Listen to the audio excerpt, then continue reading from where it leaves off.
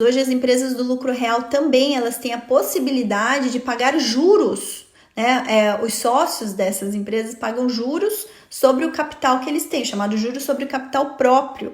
E esse pagamento de juros entra como despesa dedutível também da base do lucro real, tá? Isso também não vai mais acontecer, de acordo com essa proposta do governo, tá?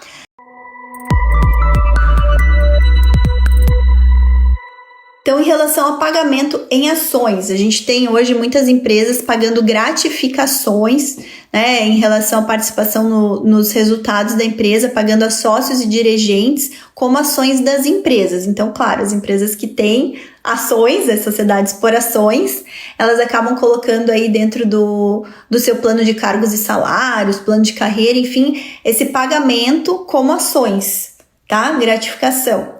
E aí, isso era considerado como dedutível, tá? Da base do imposto de renda no lucro real. Não vai mais ser dedutível de acordo com essa proposta do governo, tá?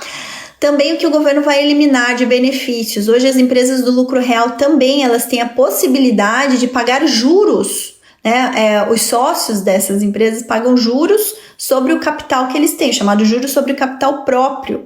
E esse pagamento de juros entra como despesa dedutível também da base do lucro real, tá? Isso também não vai mais acontecer. Inclusive, a gente faz vários planejamentos tributários para as empresas envolvendo juros sobre capital próprio, né? Existem diversos planejamentos tributários em que é mais interessante, ao invés de integralizar capital, né? Integralizar mais capital nas empresas, realmente fazer empréstimos ou a empresa pagar os sócios como juros em relação ao que eles já colocaram de capital lá.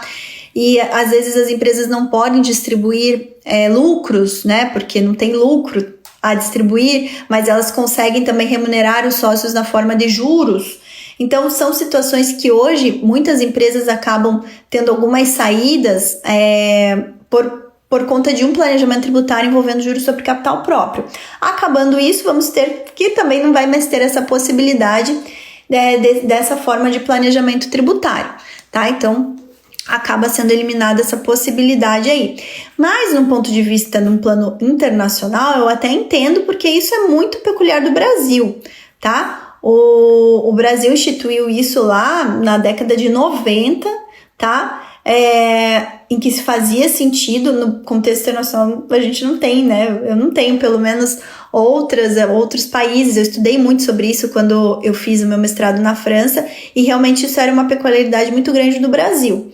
Não tem no contexto internacional. Então o governo também está atento a isso e está querendo dar uma regularizada nas normas, né? Num contexto internacional também, tá? Outra situação que o governo vai ver, até porque existe muito planejamento tributário, não quer dizer que seja ilícito, tá, gente? Quando eu falo em planejamento tributário, assim como o juros sobre capital próprio, são oportunidades, tá? São, de fato, planejamento tributário. E hoje existe muito planejamento tributário envolvendo a reorganização societária das empresas, tá? Principalmente pensando em venda de participação societária, em vez de vender, faz algumas cisões, enfim, existem aí diversas modalidades, diversas reorganizações societárias que, quando acontecem com um propósito negocial, e hoje o CARF até entende que um propósito negocial é a redução da carga tributária efetivamente da empresa, então isso gera uma economia do ponto de vista tributário. Existem vários planejamentos tributários envolvendo reorganização societária, tá? O governo quer eliminar essa forma de você fazer uma reorganização societária, objetivando tributação do ganho de capital na venda de participações societárias, então ele vai impedir o aproveitamento indevido de deduções nessas vendas de participações societárias, tá? Então vai eliminar também isso. E a justificativa é que muitas vezes as reorganizações societárias acontecem para minimização da carga tributária, então ele eliminando isso, ele vai evitar abusos e deduções indevidas,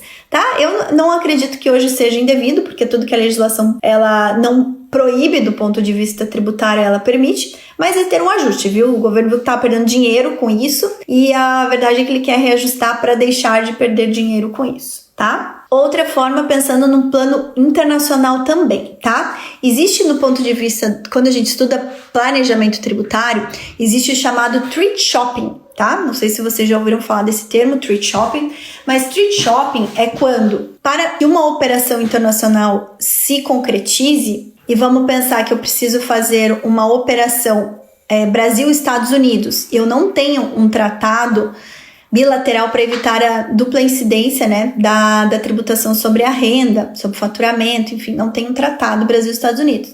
Então, o que eu faço? Eu quebro a minha operação para que parte dela ocorra lá nos Países Baixos, na Holanda, tá? Por quê? Porque o tratado Brasil-Holanda é um tratado interessante e aí eu vou colocar parte das operações lá na Holanda para eu poder me beneficiar desse tratado, e daí da Holanda, a Holanda tem tratado com os Estados Unidos e daí também na operação de lá acaba se beneficiando.